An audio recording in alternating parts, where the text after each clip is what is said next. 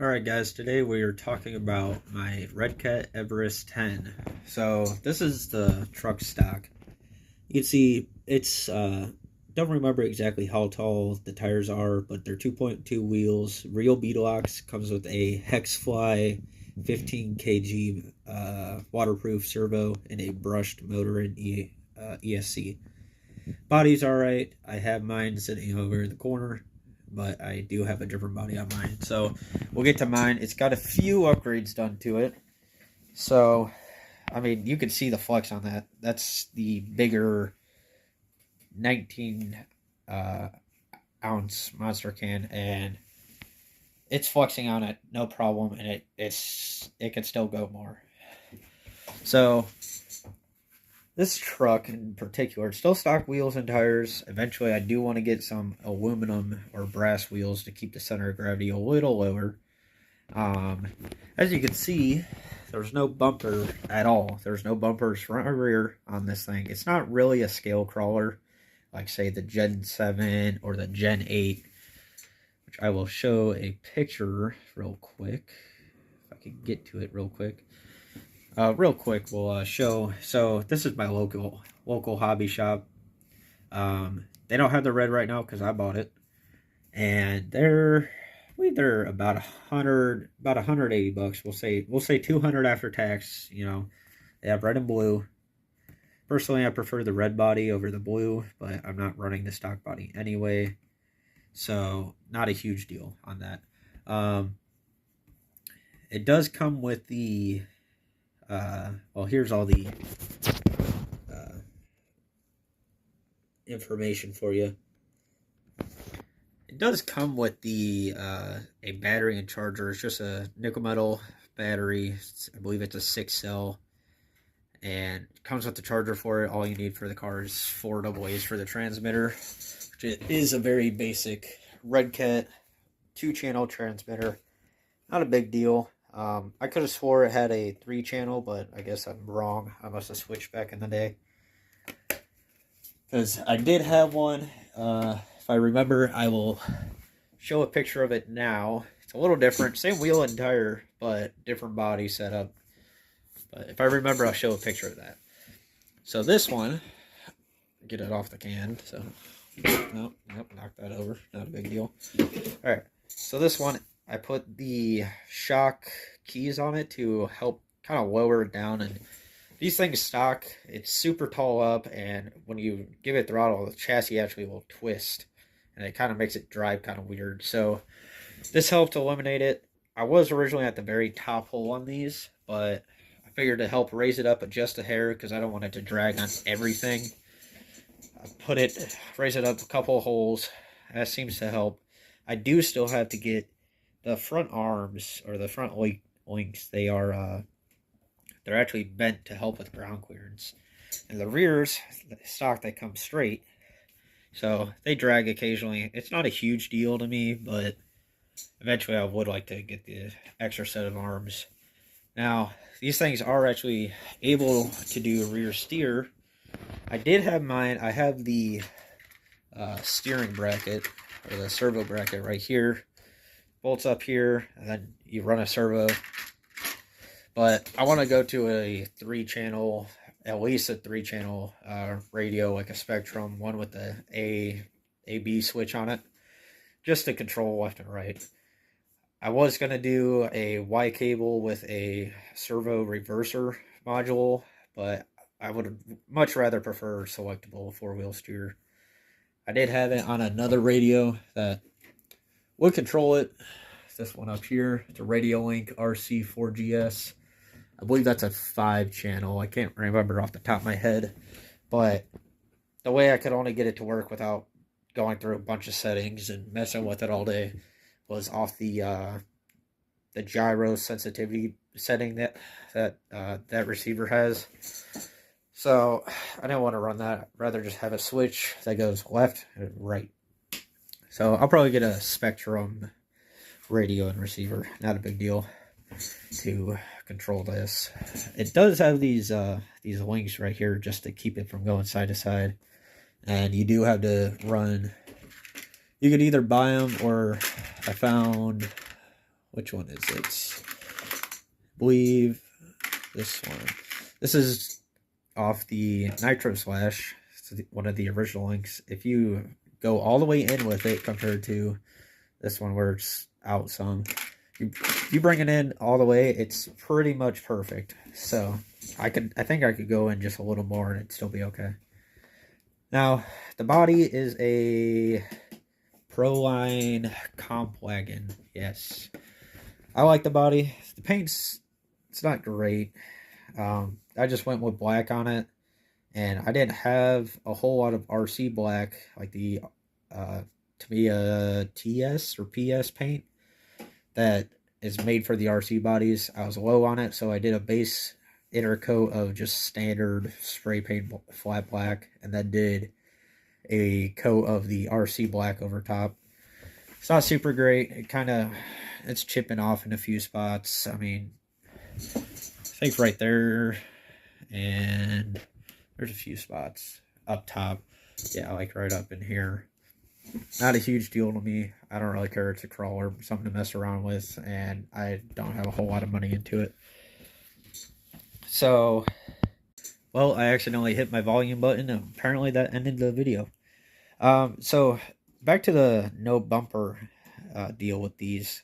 Since these don't have a bumper, I ended up finding this bumper and winch at my local hobby shop. I'm like, they're technically, well, the bumper is technically for a SCX 10, but this winch is kind of a all-around, whatever purpose winch.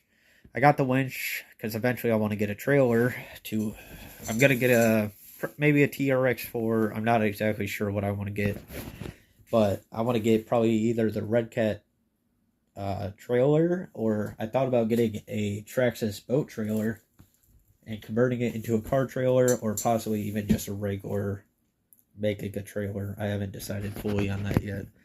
But I was going to use the winch as a accessory to the trailer, I guess you could say. But for the time being, to kind of make this look a little better, I just threw it on here. It does work. It's got a switch back here. Eventually I do want to get goes along with the radio, a remote winch controller, and then I'll just have a hole back here. I don't really care too much about that. Not a big deal. But right now it's very crudely mounted. I'll pull the body off here in a second. We'll see more.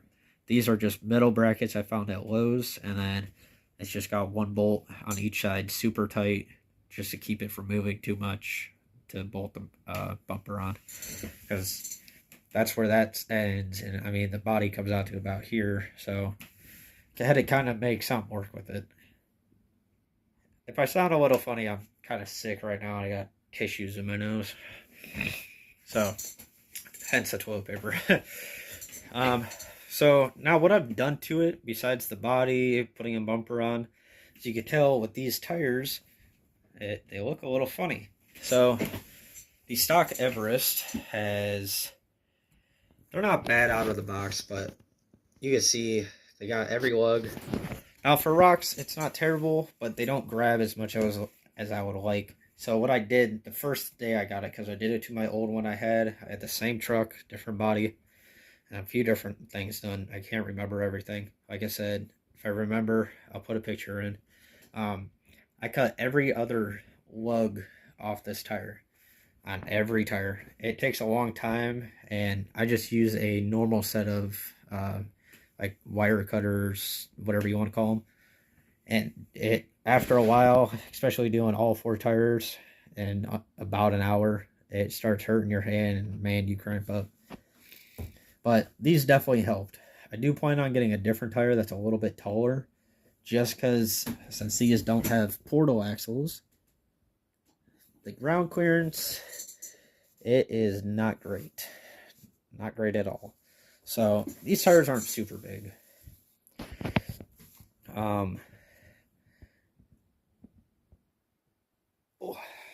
Sorry about that. I had a sneeze. Now we'll start with like some of the simple upgrades that I did, just because it's kind of a weaker spot on these. So if you get these trucks, I would suggest going ahead and getting the metal drive shaft. I had the Amazon ones on my old one, and they're junk. Those are actual Redcat metal, I believe. I think they're aluminum drive shafts. They're for the Gen 7, but they fit with this. And I would also suggest getting a set of Gen 7 front shafts. Now, the Gen 7, I believe, is the same axles, front and rear, as what this is.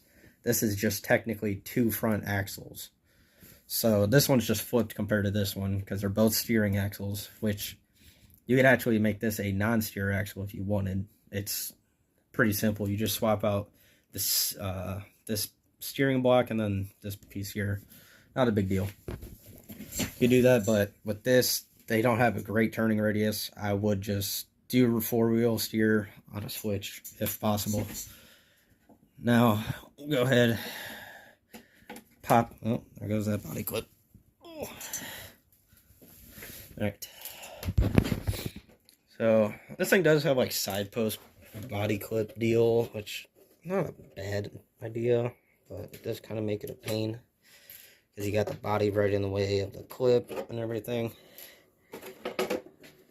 So this thing doesn't have a receiver box per se on the truck. I'm just going to leave the body hanging because it is technically all connected with the lights and stuff. That's just a random light bar from the hobby shop, whatever. And this is the winch.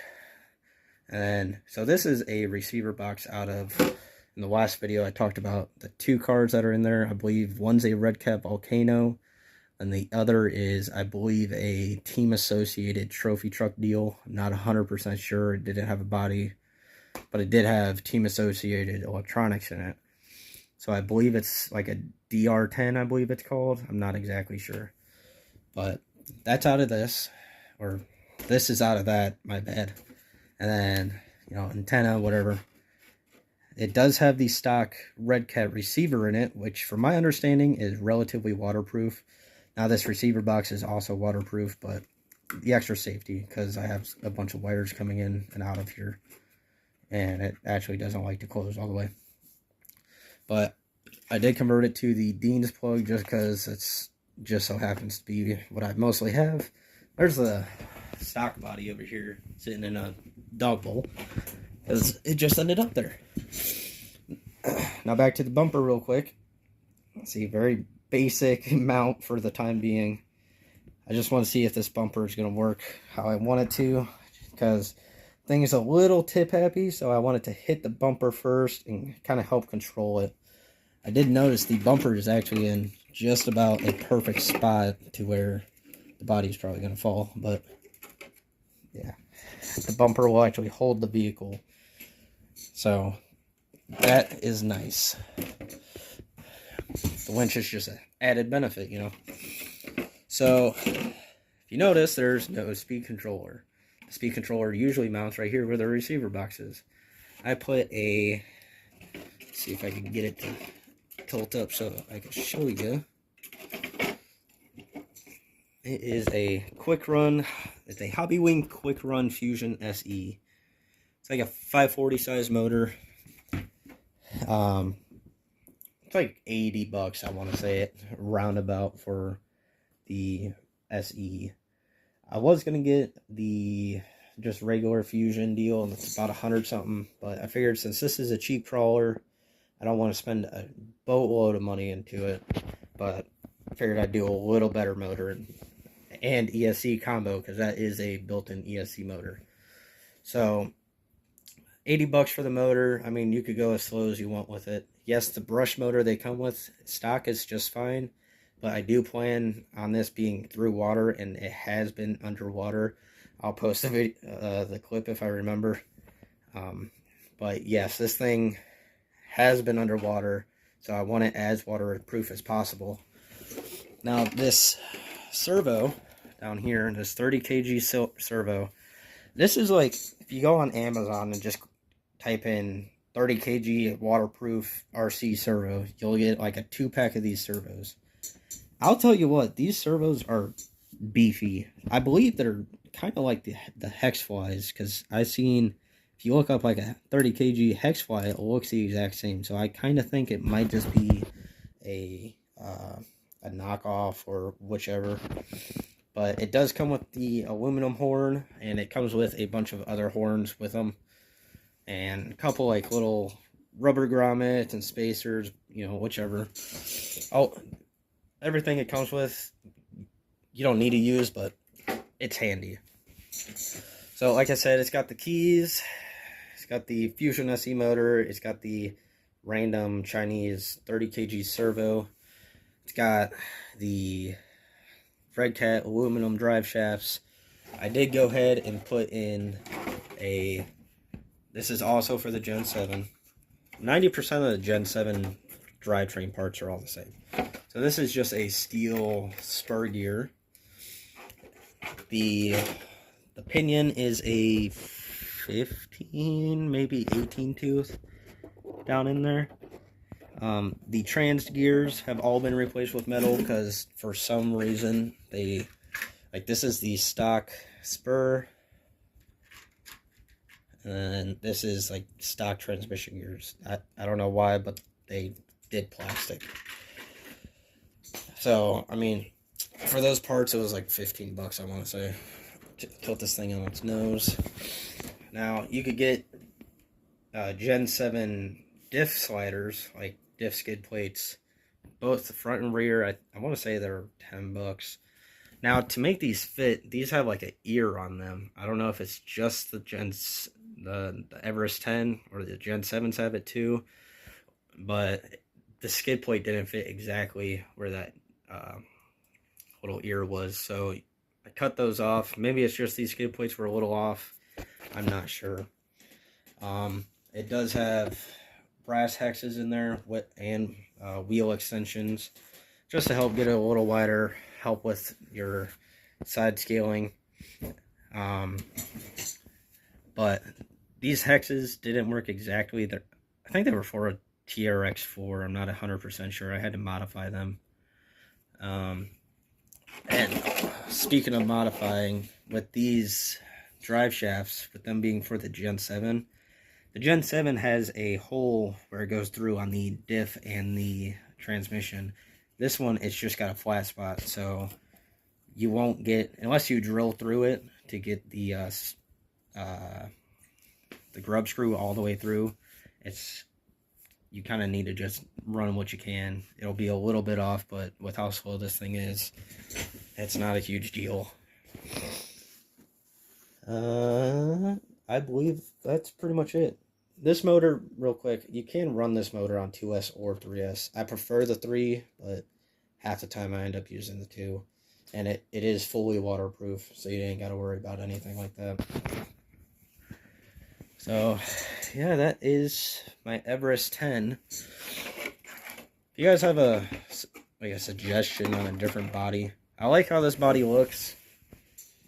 It looks pretty decent on there, but I would like a bed. So I might look into beds or whatever else. Not 100% sure. I just need something that's all one piece, preferably, to make it easier. Just because this only has the 2 body posts in the center on each side. I could probably make something on the back half, but I'm not trying to do that. And I gotta get more body posts, and that's just a hassle.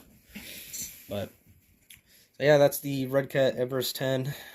They're good trucks for pretty much a little money, say 200 bucks after tax. It comes with battery and charger. All you need is double A's for the transmitter. Yeah, so like I said, sorry if I sound a little shaky, and I'm a little shaky on the camera. I'm not feeling too great today, but I figured I'd throw something out. Soon there will be a new truck, probably in the next month or so. I got in from work. There's plenty of videos already out about it, but for me, it's new. I already seen it. I'm just working on paying it off. It's a bigger 1/8 scale, I believe. 1/8, or it might be a 1/10, but it's got 1/8 drivetrain essentially. But we'll get to that, and we'll definitely have some fun with that thing whenever I get it in. I'll see if I can get you a quick sneak peek picture of it.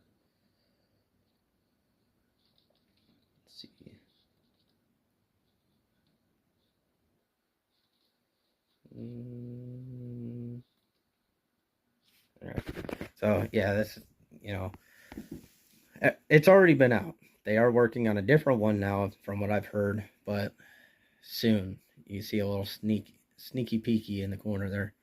But so we will definitely be doing a unboxing video, possibly, although I've already unboxed it. But we'll do a video of some sort for you guys. So, Everest 10, thanks for watching. I'll see you later.